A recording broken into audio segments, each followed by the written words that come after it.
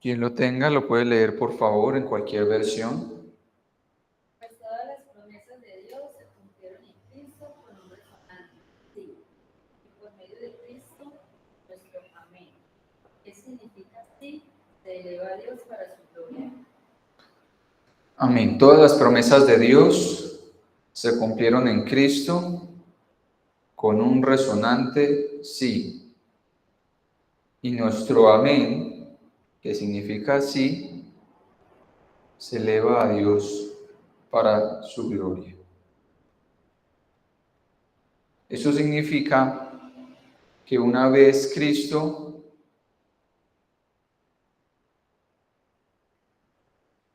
aparece en la historia, y cuando me refiero a que Cristo siempre ha existido, pero una vez que Él se manifiesta en Jesús y cumple su función en este mundo, las promesas de Dios hechas a Él se cumplen.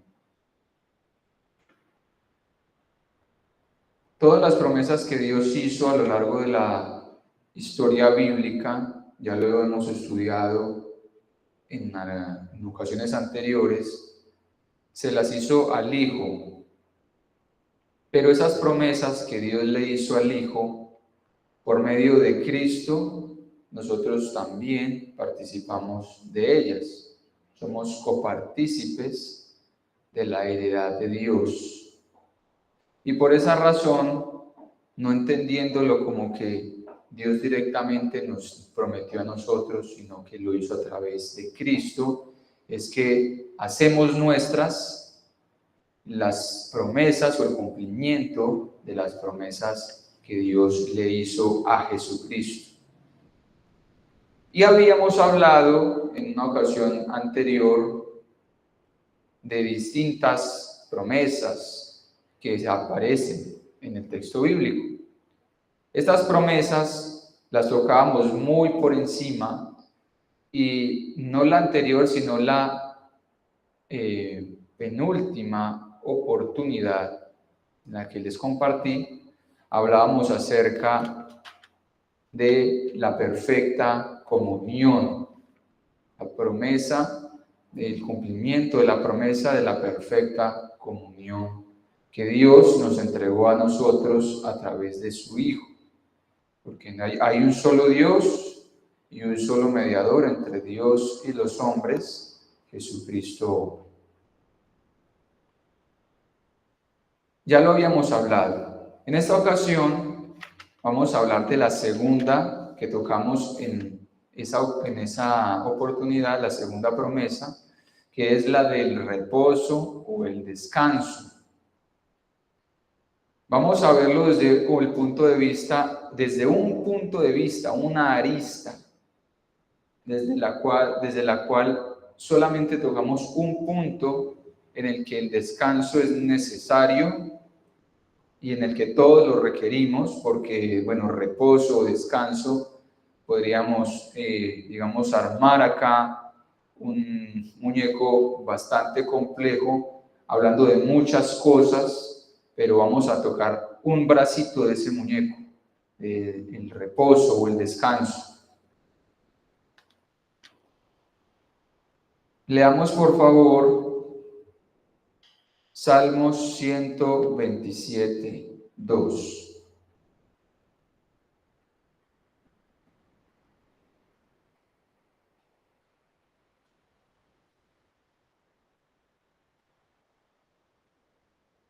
Los que están en línea me pueden confirmar que me escuchan, por favor.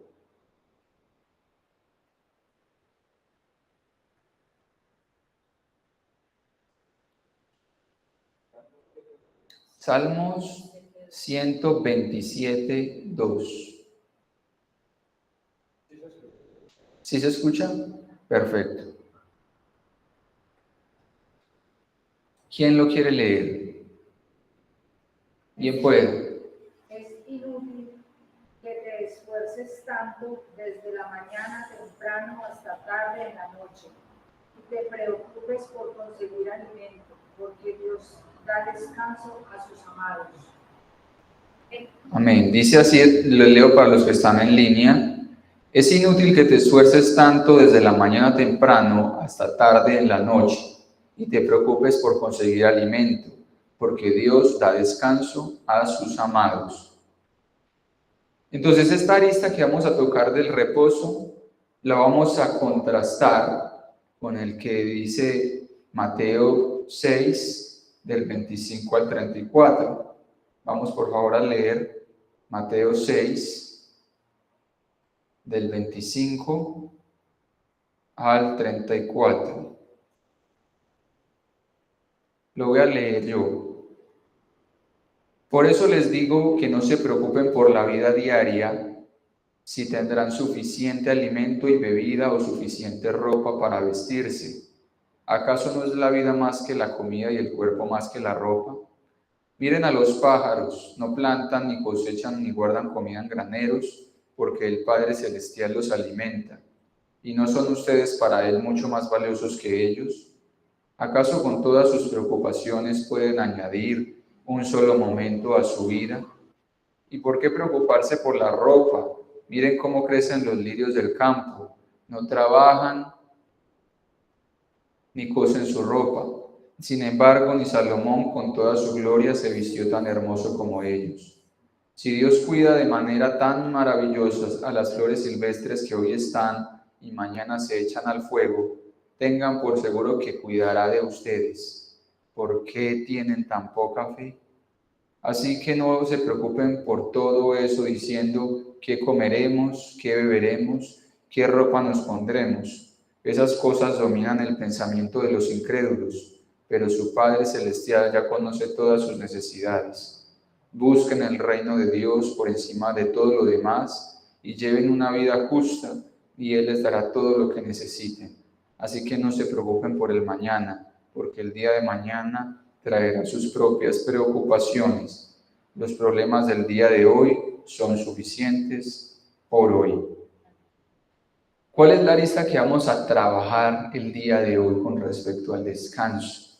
Tenemos una que podría ser la gracia, ¿sí? La gracia, que significa el reposo de Dios, pero hoy no vamos a tocar el tema de la gracia, aun cuando todo es gracia, en este punto específico vamos a hablar es de dinero.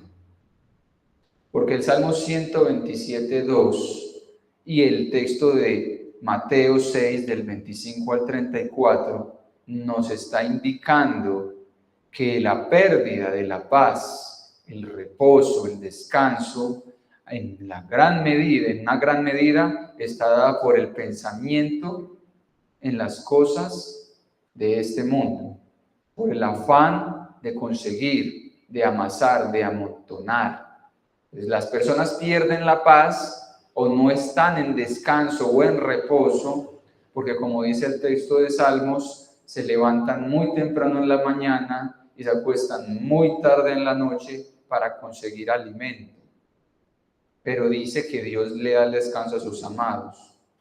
No estoy haciendo una apología a la mediocridad ni a no hacer lo que hay que hacer, sino que cuando uno está en Dios, o más bien Dios nos eligió a nosotros como suyos, Él, desde su punto de vista, nos quiere ver en reposo, en descanso, ¿cierto? Que el día se trabaje lo que es justo y en la noche se descanse lo que es justo. Y no que le restemos horas al sueño por trabajo, por afanarnos, por conseguir el pan o el alimento. Y Jesús ya en el texto de Mateo 6 pues lo profundiza un poco mejor porque habla acerca de la confianza que debemos tener en lo que Dios hizo, porque si a los pájaros y a las flores nunca les ha faltado nada y cuida de ellos de una manera tan maravillosa, cuánto más no lo hará por nosotros, que somos sus hijos amados. Entonces, el texto de Salmo 127:2 y el texto de Mateo 6, del 25 al 34, nos hablan del afán por las cosas, el afán por el dinero, el afán por lo material. Y lo vamos a ver desde el punto de vista económico ya en 1 Timoteo 6:10. Ya lo conocemos, pero lo vamos a leer en esta mañana. Primera de Timoteo 6:10. Por favor, alguien que me lo lea. Pues el amor al dinero es la raíz de toda clase de mal, y algunas personas, en su intenso deseo por el dinero, se han desviado de la fe verdadera y se han causado muchas heridas dolorosas. Amén. Vuelvo y les leo para los que están en casa. Pues el amor al dinero es la raíz de toda clase de mal, y algunas personas, de en su intenso deseo por el dinero, se han desviado de la fe verdadera y se han causado muchas heridas dolorosas. Entonces, el amor al dinero es la raíz de todos los males, dice la versión Reina Valera 1960. Esto nos dice algo muy claro acá, contrastándolo con lo que dice Salmo 127:2, y es que las personas que tienen por amo o señor al dinero lo vuelven en ese sentido imaginario, porque Dios es el único Dios, el Señor es el único Dios, pero lo vuelven como otro Señor, que le sirven a Él, y como resultado ese Señor, ese Dios que se crean, les paga muy mal. Es decir, ellos le sirven y Él les causa dolores, les causa males, les quita la paz, les resta descanso, ¿sí? Muchas heridas dolorosas, dice esta versión. Esto lo podemos encontrar un versículo antes de Mateo 6:25, o sea, en el 24. Dice así: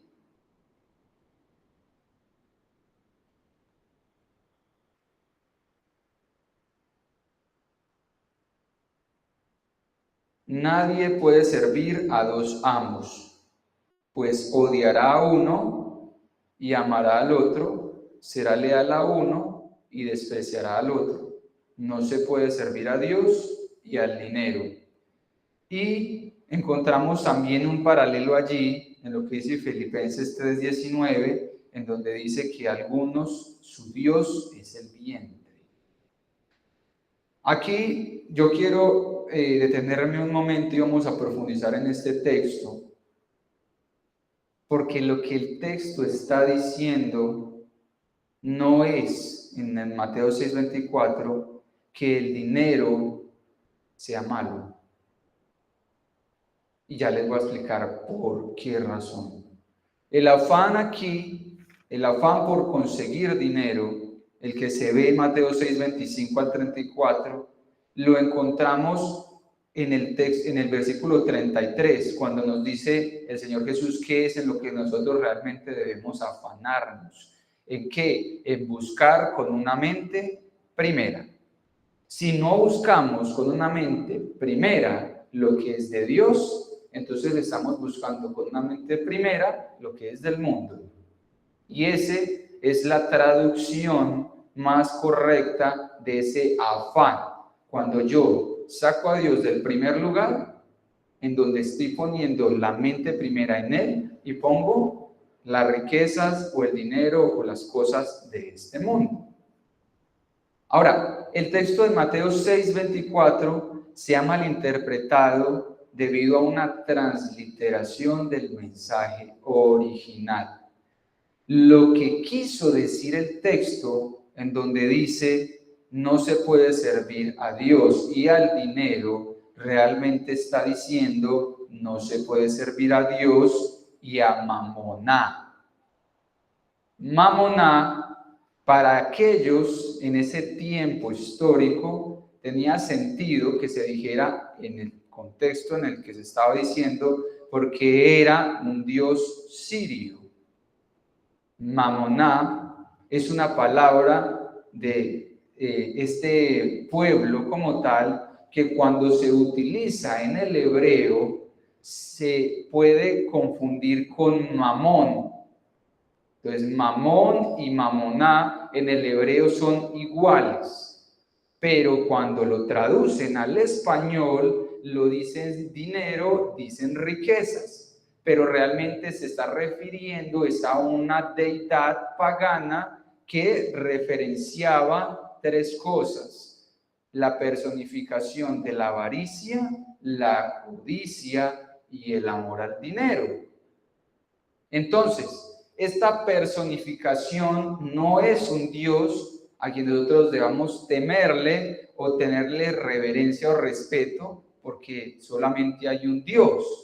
Es una idea humana con la que se le daba una figura humana, una figura para adorarla a aquellos que tenían ese corazón dado hacia la codicia o hacia el dinero o hacia la avaricia. Entonces, cuando algunos predicadores o ministros de una manera muy honesta hacen uso del texto de Mateo 6:24 para referirse a que tener dinero no va con servir a Dios, se equivocan al no saber de dónde procede la raíz de esa palabra dinero en el original. No se refiere a servir a Dios y a la plata, sino que se refiere a servir a Dios y a ese intenso deseo del que habla el texto de 1 Timoteo 6:10 por conseguir dinero. O sea, servir a Dios y servir a ese intenso deseo, codicia, avaricia o amor por el dinero no es posible. Entonces, lo interesante de todo esto es que el texto dice: no se puede servir a Dios y a las riquezas. Entonces dice, el texto no dice el que tiene riquezas, no está hablando del que tiene riquezas, sino el que sirve a la riqueza. No se puede servir a Dios y a las riquezas, o no se puede servir a Dios y servir a las riquezas. ¿Sí? ¿Y qué significa servir a las riquezas? En un comentario latín que hizo un señor San Jerónimo acerca de este texto específicamente, teniendo en cuenta la raíz desde la cual procede la palabra dinero, que es mamona y no riquezas como tal, dice: porque el que es esclavo de las riquezas, o sea, el que las sirve, las guarda como un esclavo. Vuelvo y les repito: el que es esclavo de las riquezas las guarda como un esclavo. Pero el que se ha quitado el yugo de esclavitud las reparte como un amo.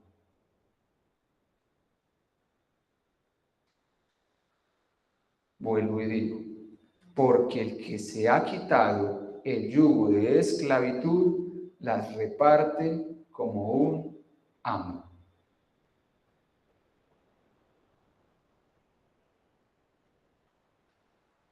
Entonces, cuando una persona sirve a las riquezas o sirve a esta idea de avaricia, codicia y amor por el dinero, no significa que la persona no guste del dinero, porque a nadie en sano juicio en este mundo le convendría odiar el dinero, teniendo en cuenta que es el medio por el que se transa en este sistema. Lo que está diciendo aquí es que la persona que sirve a la codicia, a la avaricia y al amor por el dinero, atesora para sí y guarda como un esclavo. Y si ustedes se han puesto a pensar cómo guarda un esclavo lo que sea que obtenga, como un tesoro precioso, no lo suelta por nada. Porque todo lo que puede obtener, lo poquito que sea que llegue a sus manos, lo va a guardar por miedo a que se lo quite, perderlo. Entonces de ahí es que procede un término que es muy conocido por nosotros en estas tierras, que es la mezquindad o la tacañería o el egoísmo. Las personas que son avaras, codiciosas o que aman el dinero normalmente lo reciben y conforme lo reciben lo guardan. Pero aquel que ha salido del yugo de esclavitud está en la capacidad de repartirlo y administrarlo sabiamente. Es decir, es una persona que ya no teme por sus riquezas, sino que está en la capacidad administrativa de gerenciarlas de modo sabio. No se queda con ellas en el sentido de que el dinero es algo que debe fluir, es algo que entre tanto llega a nuestras manos, nosotros lo bendecimos y luego lo empezamos a administrar sabiamente. Pero muchas veces guardamos y guardamos y guardamos por temor.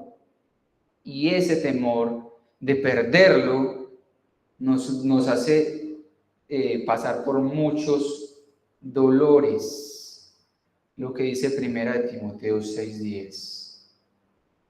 Entonces, teniendo en cuenta que el texto no se está refiriendo al dinero como tal, sino a la avaricia, vamos a leer una partecita de un libro que no aparece en los 66 de la Biblia protestante, pero sí en algunas Biblias de la hermana Iglesia Universal, haciendo referencia a estos dos términos, ya que este texto que les voy a leer se escribió en hebreo y por lo tanto el término mamoná y mamón aquí, aunque se usan indistinguidamente, se refieren a la deidad imaginaria que sirve a la avaricia o a la codicia y también a la plata física o al oro. Este texto que se encuentra en estas Biblias, que es eclesiástico, no es Eclesiastés, no lo busquen, no lo van a encontrar en estas Biblias. 31:7 al final dice lo siguiente, algo bien interesante: dichoso el rico que de conducta intachable, que no corre tras mamoná. ¿Qué nos dice esto? Una persona puede ser rica y no ser avara, no ser codiciosa, no amar al dinero. O sea, el asunto aquí, y para transformar ese chip que nos han implantado de años, decirnos que es más fácil pasar a un rico un camello por el ojo de una aguja, no han entendido qué significa el ojo de una aguja, pues en ese sentido histórico para ellos era claro, pero acá nos imaginamos el orificio por el que se mete el hilo. Obviamente por ahí no pasa nadie, entonces dirán, no, pues tocará ser pobre para entrar al reino de los cielos. No. Para recordarles, el ojo de la aguja es una puerta pequeña que se encontraba al lado de una gran ciudad, por el que a veces, debido a la hora, debían pasar los camellos arrodillados y despojados de todas sus cargas. Algunos no podían hacerlo, entonces lo que se refiere al texto bíblico allí es que para que una persona rica, debido a que en muchas ocasiones eran avaros, codiciosos, amantes del dinero y no de las cosas de Dios, debían despojarse a sí mismos de toda esa conducta para poder entrar al reino de Dios, pero no en ese sentido literal de una aguja, de un hilo, no, o sea, tenían que doblegarse, o sea, humillar su ego. Ese texto que fue también malversado, así como el de Mateo 6:24, se ha utilizado en la iglesia para decir que las riquezas o los ricos o que las personas con dinero no disfrutarán del reino de Dios, y eso es mentira. Le voy a decir lo que es verdad. Una persona puede ser rica, y ya lo vamos a ver más adelante, porque Dios es el que da las riquezas, y Dios no le va a dar a nadie nada que luego va a decir, como yo le di eso, entonces maldito, se va para el infierno. ¿Cómo se le ocurre? O sea, si Dios se lo dio, y se lo dio para que lo disfrute, ya lo vamos a leer más adelante, ¿cómo me va a decir que al tenerlo, entonces yo no soy digno del reino de Dios. No, ¿qué me está diciendo el texto? Cómo gerencio las riquezas, mi actitud conforme a ellas y conforme a Dios. Aquí dice, dichoso el rico de conducta intachable que no corre tras mamoná o tras esa idea de codicia, avaricia o amor por el dinero. O sea, un rico puede ser una persona dadivosa, generosa, buena administradora. Puede repartir como un amo y no guardar como un esclavo. Y conozco personas, ninguno de ustedes ni nadie que se encuentre conectado, sino personas a las que atiendo diariamente en mi negocio, en donde su conducta demuestra este amor por el dinero a un punto tal que uno dice, tienen, digamos, estas propiedades, tienen estos vehículos, tienen la capacidad económica de disfrutar de dichas riquezas, pero su conducta es temerosa con respecto a liberarla. Es decir, son personas que uno en el argot popular diría son tacañas. No son personas digamos que uno a leguas ve que tienen de pronto necesidades o de recursos financieros. Son personas prestantes, pudientes, con cargos altos en empresas o en la ciudad, o tienen, digamos, un estatus económico lo suficientemente importante como para uno saber que lo que sea que tengan que invertirle, en el caso mío, a su vehículo, porque eso yo presto servicios en ese sentido, pueden hacerlo sin preocuparse, porque será como quitarle un cabello a un gato, o sea, algo mínimo. Y aún así, prefiere hacer, digamos, o mandar a hacer trabajos de baja calidad, no en donde, no con nosotros, porque pues nosotros cuando eso sucede no los hacemos, debido pues a ya políticas de la empresa, bueno, eso es otro tema, pero prefieren ir a otros lados donde les cobran más barato solamente porque no quieren gastar. Tienen guardado esa riqueza, ese tesoro como un esclavo, o sea, como que si lo sueltan se les va a ir. Esas personas, ese tipo de conducta denota amor por el dinero. No significa que no puedan tenerlo, significa que a la hora de usarlo para su deleite, ni siquiera son capaces. No son capaces. Y ya vamos a leer qué es don de Dios. Ya lo vamos a leer. Esperen y verán.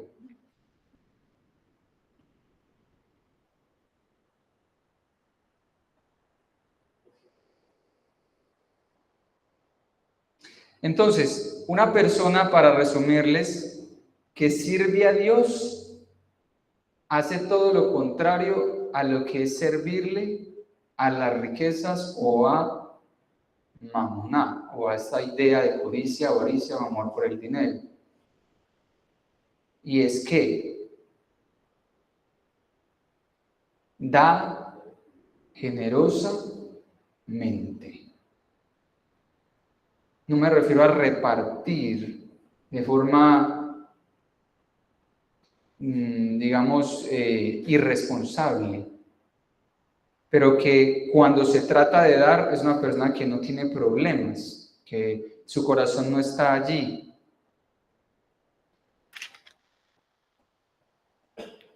Entonces, para liberarse del yugo de esclavitud, del amor por el dinero, hay que liberarse dando. Ay, ay, ay. Amén. Ay, ay, ay. No, no, en serio, uno lo lee y uno dice, sí, Sí, es verdad, uno tiene que dar, uno tiene que ser generoso, sí. No es fácil, sobre todo porque nuestra forma de pensar con respecto a la plata no es el resultado de lo que nosotros hayamos estudiado en un libro o haber leído en la Biblia, sino de una modelación que nuestros padres hicieron sobre nosotros y que subconscientemente adoptamos como un patrón. Esto es algo que fácilmente, después de que alguien lo identifica, lo puede modificar, pero la mayoría de personas creen que es normal la forma en cómo piensan con respecto al dinero. Entonces, cuando ese patrón está instalado en nuestra mente y ese patrón nos dice que la plata es difícil de conseguirla, que hay que trabajar muy duro para conseguir cualquier cosa, o que el que se endeuda no consigue nada, o que la plata no crece en los árboles, o cualquiera de todas esas aseveraciones que en término popular mucha gente usa, es difícil decir vamos a dar generosamente porque inmediatamente a nuestra parte consciente vienen esas ideas. ¿Cómo voy a dar si cuando me quedo sin? ¿Cómo voy a dar si tengo que pagar mañana esto?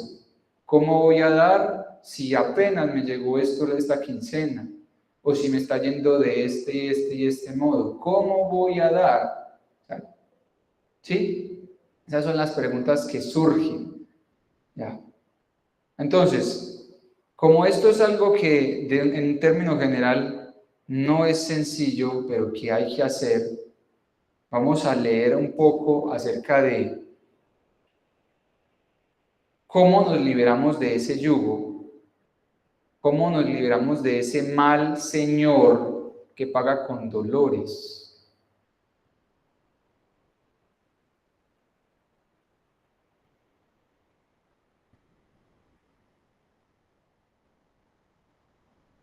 Vamos a leer, por favor, Primera de Timoteo 6:17.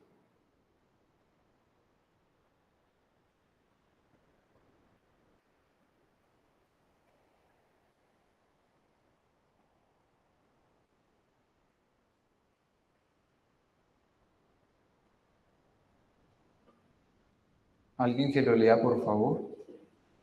Enséñale a los ricos de este mundo que no sean orgullosos ni que confíen en su dinero, el cual es tan inestable.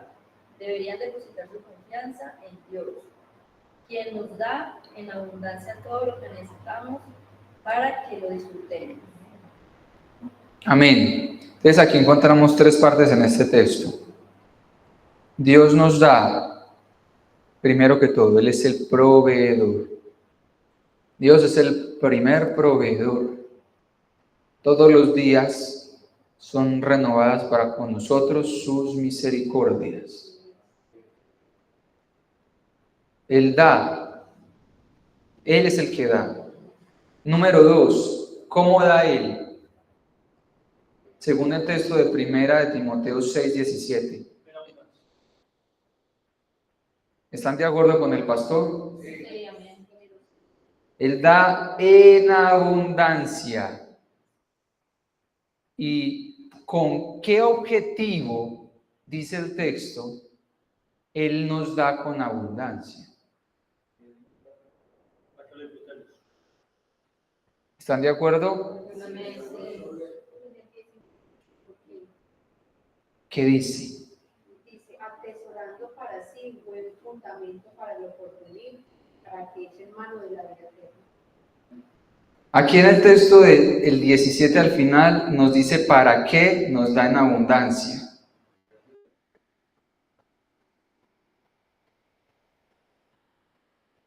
¿Para qué? Ok.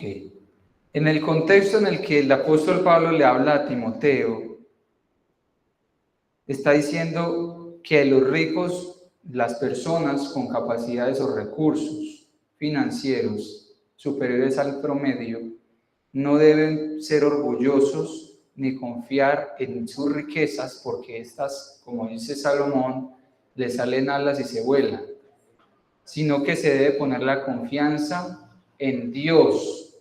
Y ahí nos explica luego que Él es, quien incluso a ellos, aquellos que tienen, les da.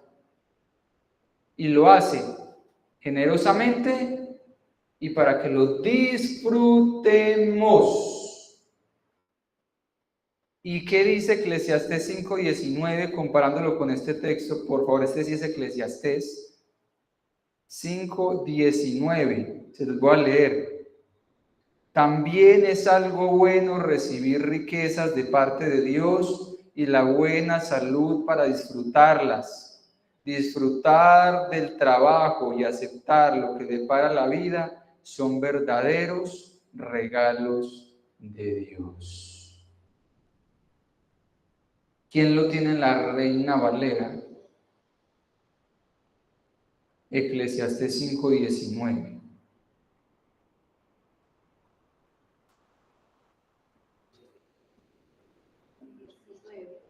Asimismo, a todo que a quien Dios da riquezas y bienes y le da también facultad para que coma de ellas y come parte y goce de su trabajo, es don de Dios. Es don de Dios. Don de Dios, ¿qué?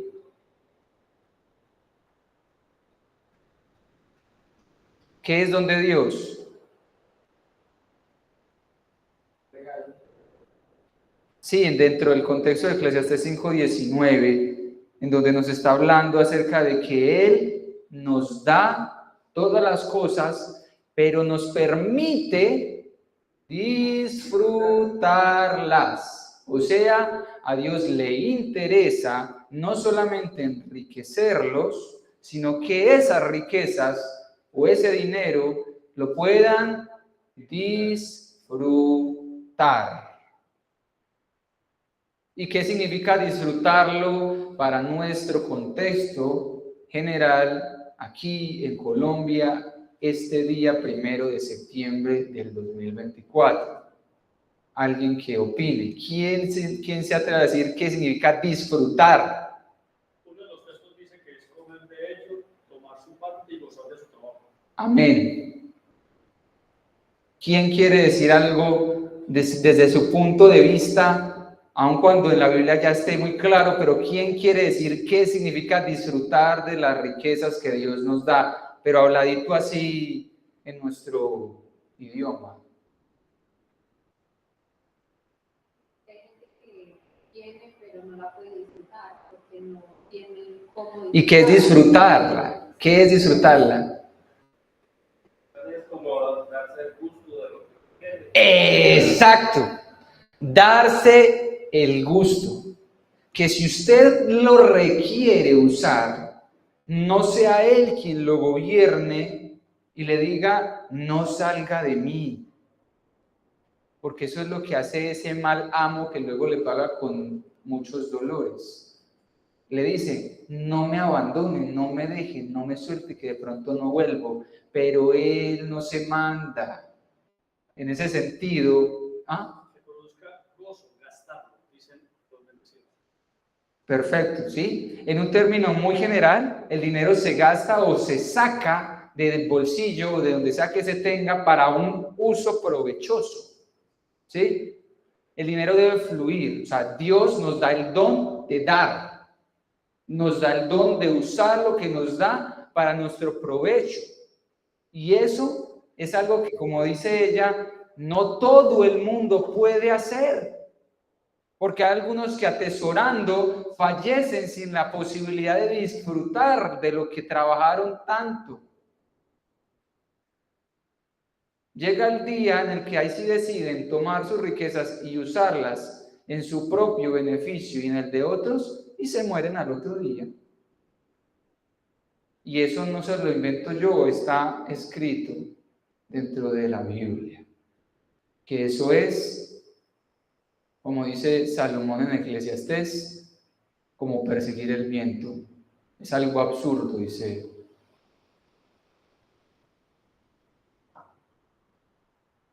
Leamos por favor, Primera de Crónicas 29, 12.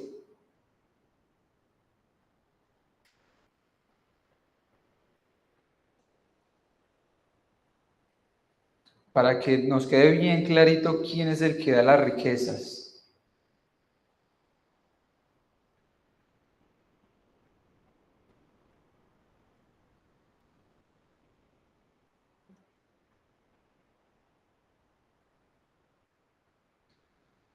¿Ya lo tienen? Luego voy a leer para todos. La riqueza y el honor solo vienen de ti, porque tú gobiernas todo. El poder y la fuerza están en tus manos y según tu criterio la gente llega a ser poderosa y recibe fuerzas. El Señor es el que da las riquezas, es el que da el honor, es el que da el poder y el que da la fuerza. Entonces, ¿cómo vamos nosotros a satanizar la plata? Si Dios mismo dice que Él es el que la da.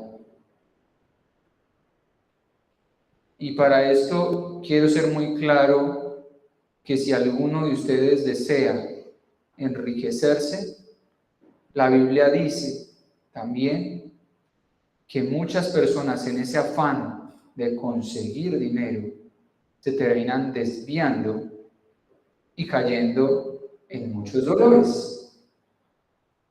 ¿Y por qué? Porque hacen al dinero su amo y entonces a ellos les toca guardarlo como un esclavo. Es un afán, un afán. No, la primeramente es para Dios, que es el que enriquece.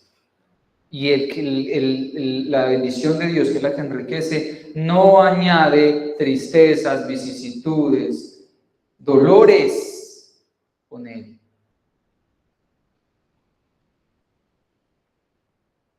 Entonces, una persona que se enriquezca debe ser porque Dios le dio una capacidad administrativa muy buena.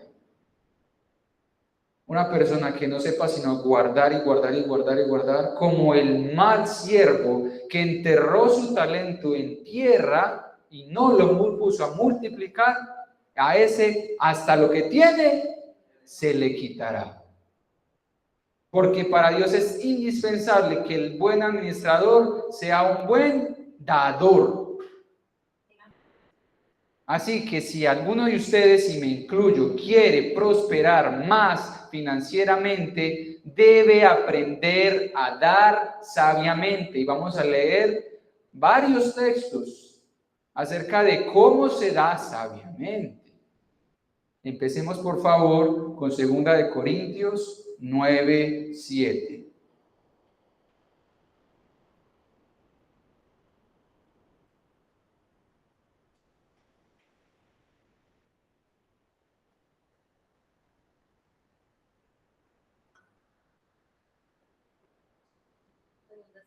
Segunda de Corintios, capítulo 9, versículo 7. Lo voy a leer en la NTV. Cada uno debe decidir en su corazón cuánto dar. No den de mala gana ni bajo presión, porque Dios ama a la persona que da con alegría. Ahí encontramos tres aspectos. 1. Dar lo que haya decidido en su corazón.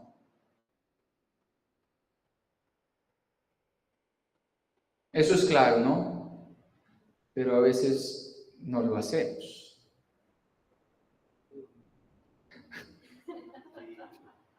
Por acá dicen que a veces el corazón es muy duro. Nosotros sabemos porque el Espíritu nos dirige, amén. ¿El Espíritu nos dirige? Sí. Amén. ¿Cuánto debemos dar? Él pone en nuestro corazón ese deseo de hacerlo. Y yo sé que muchas personas lo han sentido. En cuanto se recibe algo, Y Él nos dice de esto a esta persona o de esto a la comunidad a la que asiste. Y ese número permanece en nuestra mente. Es nuestro corazón, mente o corazón. Y no lo hacemos, sino que damos menos. ¿Por qué se llega a ese punto? Porque el dinero sigue siendo su amo. Entonces lo guardo. ¿Cómo fue que Ananías y Zafira murieron? Allí en ese contexto histórico ellos tenían un terreno, habían visto a otro señor que también lo había vendido para dar el dinero a la iglesia, pero él, teniendo el terreno y la capacidad para dar lo que quería dar en su corazón, quiso engañar al Señor, porque ahí dice el texto que no me has engañado a mí, sino al Espíritu Santo, y por eso palmó. ¿Por qué? Porque en su corazón había dos señores. Vendió el terreno con el objetivo, la decisión de que eso fuera completo según lo que habían hecho en ese contexto para él. Ahora, si él hubiese dicho, de lo que voy a vender, les voy a dar la mitad, no hay problema, pero ¿por qué busca engañar? Se engaña a sí mismo y trata de engañar al otro. No. Si usted ha decidido dar en su corazón algo, délo. No tema soltarlo, porque eso es don de Dios. El dar no es algo que todo el mundo esté en la capacidad de hacerlo, es una gracia. Pero si a usted Dios le da la capacidad de dar, no retenga esa gracia. 2, después de haber decidido en su corazón cuánto dar, hágalo de buena gana y sin sentirse obligado. Cuando usted se acerque a dar algo, después de que lo ha apartado en su corazón, después de que usted ha decidido cuánto dar y lo ha separado, délo de buena gana. Si lo va a hacer de mala gana o por obligación, no lo dé.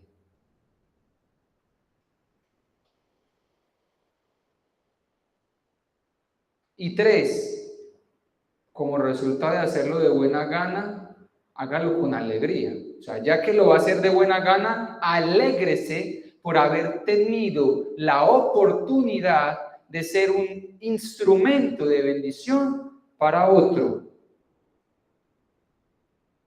En este sentido, 2 Corintios 9 está hablando de una siembra que se estaba preparando para llevar al pueblo a Jerusalén en ese momento, pero la iglesia que está apartando esta siembra o esta ofrenda, no es que estuviera en la mejor condición económica posible, también estaban bien apretados. Y sin embargo, el apóstol Pablo les dice en este texto específicamente que si van a dar, deben hacerlo de buena gana y con alegría. Yo creo que ahí no hay que explicar mucho, eso ya es una cuestión de la actitud del corazón y de entender todo lo que atrás leímos, que es Dios quien pone las riquezas, el honor, el poder y la fuerza. 4, hágalo sin alardear. Mateo 6:2.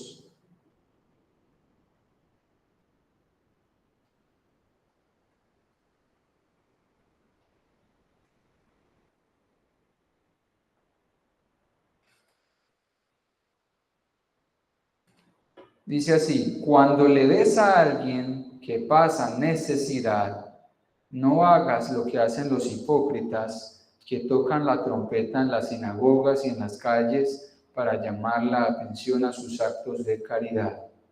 Les digo la verdad, no recibirán otra recompensa más que esa. Pero tú cuando des la mano, cuando le des a alguien que pasa necesidad, que no sepa tu mano izquierda lo que hace tu derecha. Cuando dé algo, no llame a todo el mundo para que vea que está dando. Hágalo en privado.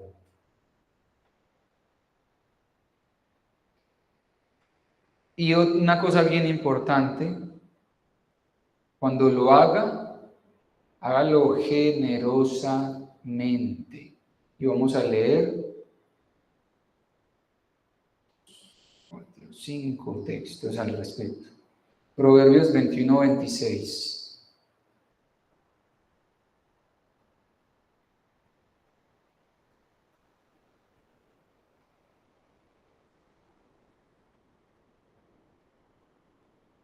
Hay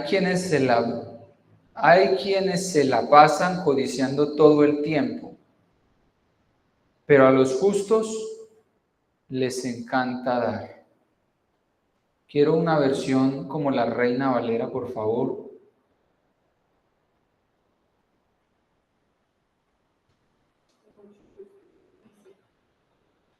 Hay quien tiene todo el día codicia, pero el justo da y no detiene su mano. En una versión dice, da generosamente. Vamos a leer Salmo 37-21.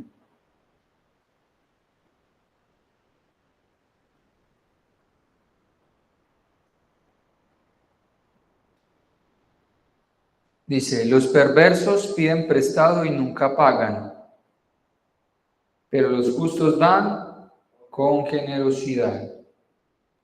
Segunda de Corintios 9:6.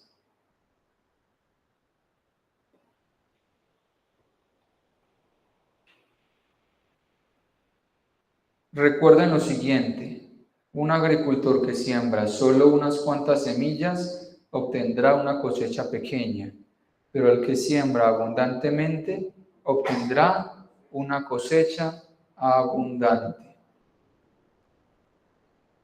Hebreos 13:16.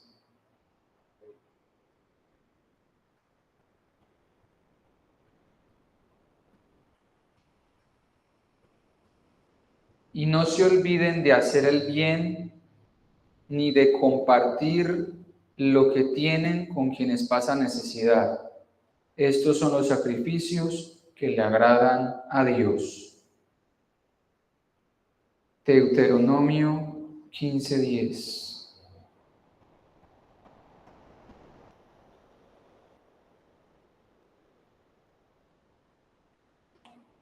Da al pobre con generosidad, no de mala gana, porque el Señor tu Dios te bendecirá en todo lo que hagas. Y esos son pocos, hay muchos acerca de dar generosamente. Y generosamente es una palabra compuesta. Generosamente. O sea, empieza acá. El acto de dar generosamente no es físico, aun cuando sea la manifestación, pero parte de la manera en cómo nosotros estamos administrando, gerenciando, entregando los recursos. Ahora, ¿a quién hay que dar? ¿A quién hay que dar? Miremoslo desde el punto de vista bíblico. Primero Dios, segundo yo y tercero el prójimo. Amarás al Señor tu Dios con todo tu corazón, con toda tu alma, con toda tu mente y con todas tus fuerzas. Cuando uno dice darle a Dios, y Dios siendo el proveedor, pues uno dirá, ¿cómo le voy a dar de donde todo proviene? Dios estableció un orden en el en la tierra para aquellos que participan de la cena todos los domingos o los miércoles o los jueves o todos los días de la semana, cuando asisten a una comunidad de crecimiento espiritual. El apóstol Pablo dice: hagan partícipes de toda cosa buena a quien los instruye. Y toda cosa buena no solamente es plata, pero la incluye. En ese sentido, cuando Dios nos invita a dar, desde el punto de vista de la gracia, del conocimiento actual en el que nosotros estamos, ya no hay que hacerlo como se hacía en ese tiempo, pero el principio de dar se sostiene. Antes se llevaba el dinero al templo, antes se llevaban las ofrendas al tabernáculo, ahora ya lo hacemos a nuestro lugar de congregación. Y en ese sentido se toma como si le estuviéramos devolviendo a Dios lo que Él, parte de lo que Él primero nos dio. No estamos sacando de donde no tenemos, sino que estamos devolviendo de donde Él nos dio primero. 2, darme a mí mismo. ¿Por qué? El segundo mandamiento que dice: ama a tu prójimo como a ti mismo. Cuando yo me amo a mí mismo, yo debo invertir en mí. Debo estar en la capacidad de disfrutar, como dice todo lo que leímos aquí en 1 Timoteo 6:17, Eclesiastés 5:19 y Crónicas 29:12, cuando requiero o deseo utilizar las riquezas que Dios me da y que yo previamente ya gerencié o administré en ese sentido muy sabiamente para poderme suplir de todo lo que requiero. Y 3, dar al prójimo. Las personas muchas veces dicen: no, el orden yo lo voy a invertir. Voy a dar primero al prójimo. Entonces voy a ir a comprar un mercado y se lo voy a dar a esta familia. ¿Está dando? Bien.